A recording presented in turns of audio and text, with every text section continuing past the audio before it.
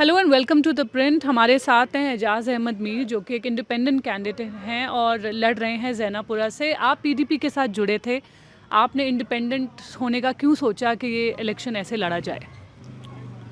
देखिए, ये सही है। मैं 14 साल पीडीपी से वाबस्ता रहा हूँ। अ, टिकट को लेके थोड़ा मतभेद हो गया। मुझे कंसल्ट नहीं किया गया। अगर मुझे पार्टी बोलती कि आपको टिकट नहीं दिया जा रहा है तो शायद मैं उस पर कोई एतराज़ नहीं करता। But the way they treated me, I feel political betrayal. They back stabbed me. तो मैं तो फिर भी खामोशी से बैठा था, लेकिन हज़ारों की तादाद में लोग मेरे घर आए। कहा ठीक है, पॉलिटिकल पार्टी ने टिकट नहीं दिया, बट असल में जो मैंडेट देते हैं वो लोग देते हैं। आप खड़ा रहिए, हम आपको सपोर्ट करेंगे और जिता के देंगे। हम आपको मैंडेट देंगे अपने बदले, हमारे बदले, हमारी बच्चों का फ्यूचर के बारे में सोचने के लिए आपको हम असेंबली भेज रहे हैं। हालांकि कई पॉलिटिकल पार्टीज़ ने मुझसे अप्रोच किया कि आप हमारे साथ मिलिए या हम आपको टिकट देंगे, बट लोगों ने बिल्कुल भी मना किया। कहा बिल्कुल भी किसी पॉलिटिकल पार्टी के साथ मत जाइए, क्योंकि ये जो पॉलिटिकल पार्टीज़ है, ये लोग सिर्फ उन्हीं को देखते हैं जो इनके चमचे हो, जो जी हुजूरी करे। मेरा तो सिंपल था कि मैं सोशल वर्क कर रहा हूँ, खिदमत खलक कर रहा हूँ, लोगों का काम कर रहा हूँ। कुछ जो कॉन्ट्रैक्टर्स थे, जिनको मैं दलाल कहता हूँ, अगर वो मेरे नाम पे कमीशन खाते हैं या रिश्वत खाते हैं तो मैं क्यों उनका साथ दूँ? वो चाहे कि उनकी पार्टी के कितने ही लॉयल क्यों ना हो। तो मुझे लगता है वो मेरे ज़मीर ने बर्दाश्त नहीं किया। मैंने उनको सीधे ना कहा, मैं इस चीज़ के लिए नहीं हूँ। अगर मैं खुद ईमानदार रहूँगा, अगर मैंने 14 साल ईमानदारी की है, मैंने कोई कमीशन नहीं खाया है, तो मेरे नाम पे क्यों कोई कमीशन खाएगा।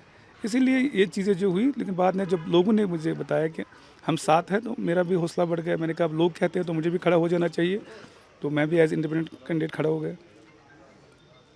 अब लोग जिस तरह से मुझे सपोर्ट कर रहे हैं और जिस अंदाज से कर रहे हैं, खासकर इस कॉन्स्टिट्यूंसी का यूथ, तो मैं तो ऊपर वाले का शुक्रगुजार हूँ। बहुत ही ज़बरदस्त सपोर्ट मुझे मिल रहा है ग्राउंड से, और जो फीडबैक भी है मेरे हक में है। इसीलिए इस कॉन्स्टिट्यूंसी में एनसी वर्सेस पीडीपी नहीं है, वो दोनों यहाँ मिल गए हैं मुझे अटैक करने के लिए। कभी बीजेपी का नाम देके, कभी आरएसएस का नाम देके, कभी और पार्टियों का नाम देके।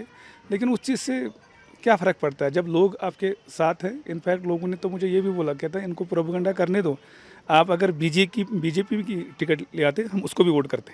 तो जमात आपको सपोर्ट कर रहे हैं, ऐसा कहा जा रहा है, बैकिंग एक तरह से वो आपको दे रहे हैं, कुछ और कैंडिडेट्स को भी। जी हाँ, जी हाँ, ये बिल्कुल सही है।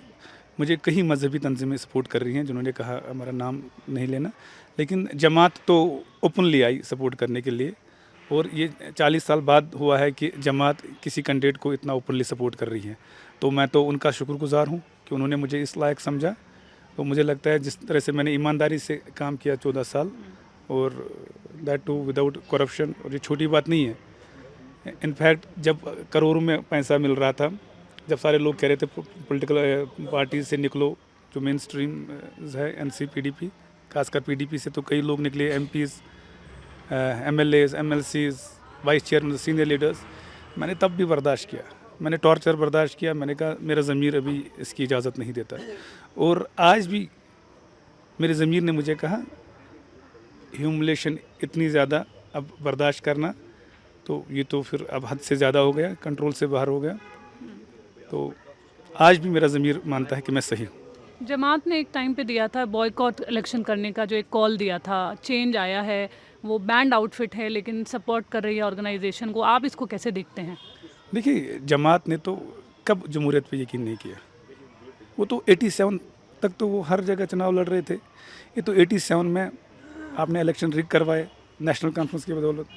तो उससे उनको लगा कि हमें जो है डेमोक्रेटिक स्पेस नहीं दी जा रही है। तो नहीं तो जो मोहम्मद यूसुफ शाह साहब थे वो चुनाव नहीं लड़ रहे थे। 87 का चुनाव उसने नहीं लड़ा, वो बाद में सलाउद्दीन बना। मोहम्मद यासीन मलिक साहब जो हुर्रियत लीडर बाद में बने, वो तो पोलिंग एजेंट थे। जमात ने हमेशा आइन पे विश्वास किया, कॉन्स्टिट्यूशन पे यकीन रखा और खिदमत खलक पे यकीन रहा। लेकिन जब आप उनको डेमोक्रेटिक स्पेस नहीं दोगे तो नतीजा क्या होगा ये आप खुद सोच सकती है। आप किसी गांव में 4 घरों को बोलते हैं कि आप इस चीज़ में ना आइए या इस नदी में नहीं नहाइए, ये क्या है? ये तो नाइंसाफ़ी थी उनके खिलाफ। मैं तो ओपनली बोलता हूँ, यहाँ डिवीज़न कराया गया, जमात को जानबूझकर उनको कहा गया कि ये पाकिस्तानी पार्टी है। कब थी? उन्होंने कब आइन पे विश्वास नहीं किया? या आज भी वो ओपनली आ रहे हैं कि हम, उनको भी लगा फ्री एंड फेयर चुनाव हो रहे हैं, तो अब तो ओपनली आ रहे हैं हिस्सा लेने के लिए। मुझे तो लगता है उनको उनकी बैन उठा देनी चाहिए थी और उनको ओपनली ये ना बोलना चाहिए था, जाओ लड़ो अपने बैनर तले, जमात इस्लामी के बैनर तले। अब अगर वो इंडिपेंडेंस को सपोर्ट कर रहे हैं तो अच्छी बात है ना। कई पॉलिटिकल पार्टीज ये भी कह रही हैं कि बीजेपी ने एक तरह से जमात को एक तरह से अलाउ किया है कि वो ऐसे फील्ड करे कैंडिडेट्स, क्योंकि वो एक फ्रैक्चर्ड मैंडेट चाहते हैं, ऐसा पॉलिटिकल पार्टीज का कहना है। देखिए, यहाँ एक चीज़ है, नेशनल कॉन्फ्रेंस और पीडीपी को लगता है जो कैंडिडेट हम उठाएंगे वही हमदर्द है कौम के। ऐसा बिल्कुल भी नहीं है। ये सब बेसिकली इनको लगता है कि हमारी कुर्सी हिल गई है, इनको लगता है कि ये जम्मू कश्मीर हमें वरासत में मिला है, हमारा ही चीफ मिनिस्टर होगा, इन्हीं दो पॉलिटिकल पार्टीज़ का चीफ मिनिस्टर होगा। क्यों? इसका मतलब ये है कि जिनको ये टिकट देंगे बस वही यहाँ कश्मीरियों को बचाएंगे। 70 साल क्या किया? अब मैं भी एक पॉलिटिकल पार्टी के साथ जुड़ा था, हमने क्या किया? अब मेरे से कोई अच्छा बंदा ग्राउंड पे काम कर रहा है, आप वो चुनाव लड़ना चाहता है तो वो बीजेपी हो गया, वो आरएसएस हो गया। ये लॉजिक कुछ मुझे समझ नहीं आया इनका, और इस लॉजिक पे मुझे ना हंसी भी आती है।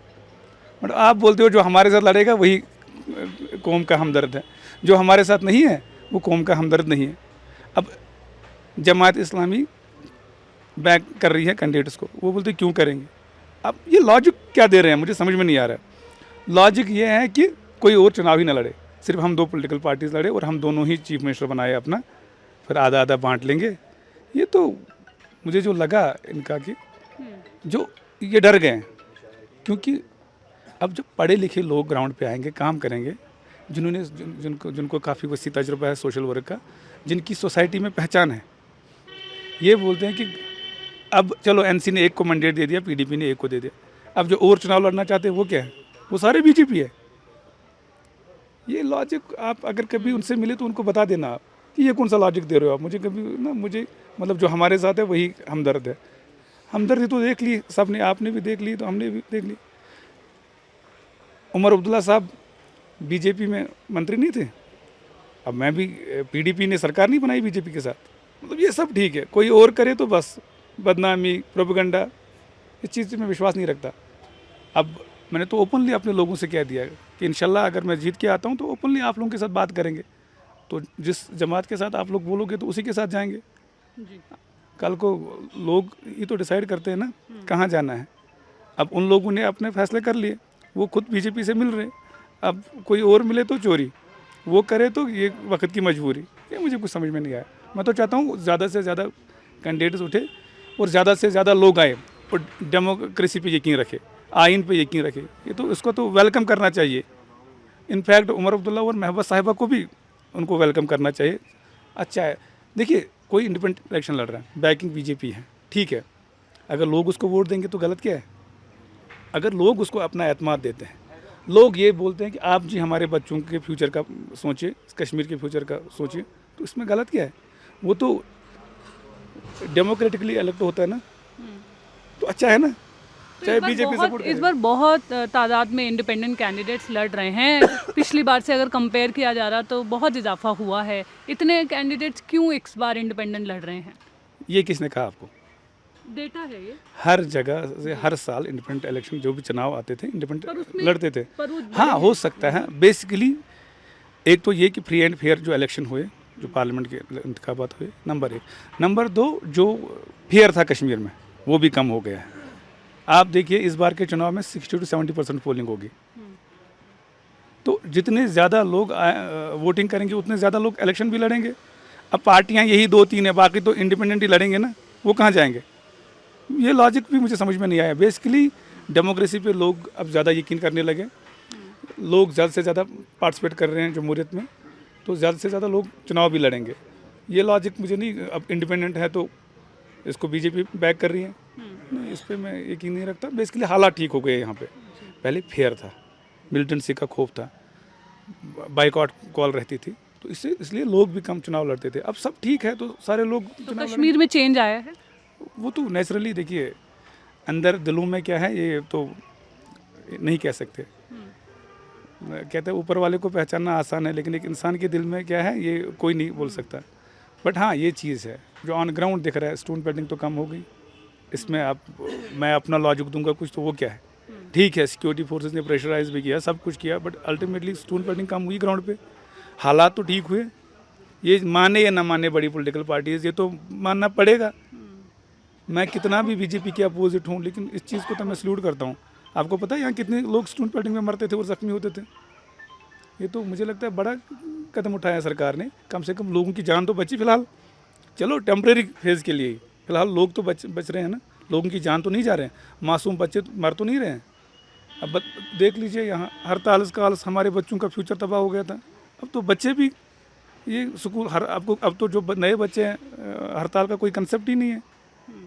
इन्हें बीजेपी की तारीफ नहीं कर रहा हूँ, ये आपको कश्मीर का बच्चा आपको ये फीडबैक देगा, और जो मुझे भी फील हुआ। कोई अब मुझे लेबल कुछ भी करे, मुझे कोई फ़र्क नहीं पड़ता, मुझे फ़र्क नहीं पड़ता। हाँ अब जमहूरियत पे यकीन रखने वाला हूँ। 2011 में यंगेस्ट सरपंच बना, यंगेस्ट एमएलए बना, फिर बाद में डीडीसी मेंबर भी बना। फ्रॉम डे वन मेरा जमहूरियत पे यकीन था। तो और लोग कर रहे हैं तो अच्छी है ना, वेलकम करो सबका। इस कॉन्स्टिट्यूएंसी से आप लड़ रहे हैं, आपको क्या लगता है 3 ऐसी क्या चीज़ हैं जो आप करना चाहते हैं? देखिए यहाँ तो हमारे जो 3 इश्यूज़ है सबसे बड़े, एक तो यहाँ बड़े लोग ये जेलों में हैं। मैं चाहता हूँ कि ये अब बंद हो जाए। अगर मैं जीता इंशाल्लाह मैं तो असेंबली में आवाज़ उठाऊँगा कि अब कश्मीर को जेल फ्री कर दो, बस बहुत हो गया। हमारे कई बच्चे जेलों में हैं जिनको 2-2 साल उनको तो पेशी भी नहीं होती कोर्ट में, जो 2 साल से पड़े हैं ऐसी जेलों में। तो एक जनरल एमनेस्टी मिलनी चाहिए उन लोगों को जो जेलों में हैं, नंबर 1। नंबर 2, सरजान बरकाती साहब चुनाव लड़ने वाले थे, उनका फार्म बदकिस्मती से रिजेक्ट हुआ। अपोजिशन नेशनल कॉन्फ्रेंस ने की।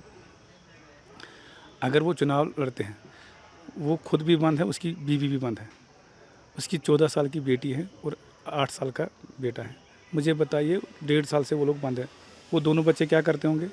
इसलिए मैंने ओपनली कहा था, मैंने कहा अगर इनका फार्म एक्सेप्ट होता है तो मैं तो इनकी चुनाव कैंपेनिंग के लिए जाऊंगा। मैं खुद चुनाव नहीं लड़ूंगा लेकिन इनका सपोर्ट करूंगा, क्योंकि जेल ने बंद है, बच्चे क्या करेंगे, उनका फ्यूचर तबाह हो गया। उसकी बेटी ने तो पढ़ाई तक छोड़ दी, इसके बारे में कौन सोचेगा? मुझे तो लगता है कि किसी को तो सोचना है ना, somebody has to take the front. अब इसके लिए होम मिनिस्टर आगे आए या मोदी जी आगे आए, फ़र्क ये नहीं पड़ता कौन आगे आए, लेकिन कोई ना कोई आगे आना चाहिए, क्योंकि उसकी पढ़ाई बर्बाद हो गई। कल को वो फिर दूसरा रुख इख्तियार करेगी, फिर जिम्मेवार कौन होगा? हम ही लोग होंगे ना, जो सोसाइटी में जिम्मेवार लोग हैं, जो हुक्मरान हैं इस समय। तो इसके लिए मुझे लगता है हम सबको सीरियसली सोचना पड़ेगा कि किस तरह से ज़्यादा लोग आए, जमहूरियत पे यकीन रखें, आइन पे यकीन रखें, सबका वेलकम करना चाहिए। देखिए कहते सुबह का बोला अगर शाम को घर आए उसे बोला नहीं कहते। अगर किसी को गलती हुई होगी पास में और अब वो सुधरना चाहता है तो उसको मौका मिलना चाहिए। ये नहीं कि आप उसको हमेशा से लेबल करोगे, जैसे कि हमारे एनसी कैंडिडेट जो मेरा राइवल है अभी शौकत साहब, उसने कहा ये तो मिलिटेंट इसका है, मेंटालिटी का है, ये तो टेररिस्ट है। एक दिन एक सबक बोलता है, दूसरे दिन दूसरे सबक बोलता है, जेल में करके क्या करेगा? मतलब इस तरीके की मेंटालिटी जो है, इससे काफ़ी ज़्यादा नुकसान पहुंचा है कश्मीर को। 87 में भी यही कहा गया कि जमात अगर आई ये पाकिस्तान बोलेंगे असेंबली में। फिर क्या हुआ? आपके आइन पे यकीन रख रहा है तो असेंबली में क्या बोलेगा? तो ये चीज़ें नहीं होगा, किसी को लेबल करना ऐसे एंटी नेशनल। मुझे लगता है लोगों को भी परहेज़ करना चाहिए, खासकर नेशनल कॉन्फ्रेंस को भी इस बारे में बड़ा सीरियसली सोचना पड़ेगा कि आप लोग हमेशा ऐसे नहीं कर सकते हो। अब लोग जाग गए हैं, समझदार हैं, आप भी थोड़ा सुधर जाइए। अदरवाइज़ नॉर्थ कश्मीर में तो आपने देख ही लिया इंजीनियर रशीद ने किस तरह से उमर साहब को हराया। अदरवाइज़ यही हर जगह करना पड़ेगा। अगर आपने यही मेंटालिटी रखी और इसी सोच के साथ अगर आप आगे बढ़े, ये नुकसान है आपका और आपकी पार्टी का भी नुकसान है इन फ्यूचर। कश्मीरी पंडित के बारे में आप बात कर रहे थे। देखिए फ्रॉम डे वन मैंने हमेशा से कश्मीरी पंडिट्स की बात की है और इस गांव में तो तकरीबन 35% पॉपुलेशन हिंदूज़ की थी। हमने थोड़ा अपनी लेवल पे उनके लिए कुछ चीज़ें कराई थी, कुछ मंदिर रेस्टोर किए उनके लिए, वो धर्मशाला भी बनवाया जो भी कंप्लीट नहीं हुआ। मैं तो चाहता हूँ सबसे ज़्यादा कि वो यहाँ आए वापस और हमारे घरों में रहें। ये नहीं कि उनको हम अलग से रखेंगे, यहाँ भी अलग नहीं, हमारे साथ घुल मिल जाए। वो तो इस सोसाइटी का हिस्सा है और उनके बगैर तो हम लोग नामुकम्मल है जब तक कि वो यहाँ वापस नहीं आएंगे। वो ये ऐसा दाग है कश्मीर में, मुझे लगता है जो 40 साल पे यहाँ चुभ रहा है।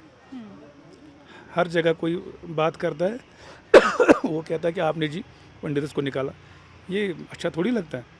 अब मॉडर्न एरा में आप अपने लोगों को बोलोगे कि वो चाहे हिंदू हो, कुछ भी हो, सिख हो, उन सबका हक है यहाँ रहने का, उनकी ज़मीनें हैं यहाँ पे सबको। मुझे तो लगता है मोदी जी को थोड़ा सीरियसली अब इस बारे में सोचना चाहिए और उनको वापस भेजना चाहिए। अगर आप सिक्योरिटी प्रोवाइड नहीं कर सकते तो लोगों को जिम्मेदारी लेनी चाहिए, हम लोगों को आगे आना चाहिए। इवन मैं जब जमात इस्लामी के स्टेज पे था तो वहाँ से भी सब जमात के लीडर्स ने ये बात कही कि उनको आना चाहिए और उनको यहाँ लाओ। ये इस तरह से नहीं दिखना चाहिए कि हम लोग फंडामेंटलिस्ट हैं, शायद दूसरे मज़हबों को पसंद नहीं करते। ये बिल्कुल गलत है और हमारा कुरान भी इसके लिए हमें अलो नहीं करता, बिल्कुल भी अलो नहीं करता। तो अभी क्या तादाद है कश्मीरी पंडित की? यहाँ अभी भी 5-6 घर रह रहे हैं और अच्छे से रह रहे हैं, लोगों के साथ मिलजुल के रह रहे हैं, खेती बाड़ी कर रहे हैं जिस तरह से दूसरे लोग कर रहे हैं। तो यही तो है ना, यही तो मैं चाहता हूँ सारे लोग आए। क्योंकि एक देखो, जब कोई किसी का सेब का बाग है, कोई डिलीशियस वैरायटी रखता है, कोई गोल्डन डिलीशियस, कोई महाराजी, कोई अमेरिकन, तो इसी तरह से यहाँ पे भी सब मिलजुल के रहेंगे। कोई हिंदू होगा, कोई सिख होगा, कोई मुसलमान होगा, कोई बौद्ध होगा, सबको एक साथ मिलजुल के रहना चाहिए, तभी तो सोसाइटी आगे बढ़ती है। तो अंदरूनी तौर पे किसका क्या रहेगा वो तो फिर रहेगा, बट हम सबको कोशिश करनी चाहिए मिलजुल के कि वो वापस आए, खासकर पंडित वापस आए। और मेरी तो ज़ाती कोशिश रहेगी और मैं तो असेंबली में आवाज़ भी उठाऊंगा इसके लिए इंशाल्लाह। हमारे साथ बात करने के लिए बहुत बहुत शुक्रिया। Thank you very much. Thank you very much. This is Neelam Pandey reporting with Praveen Jain from Kashmir.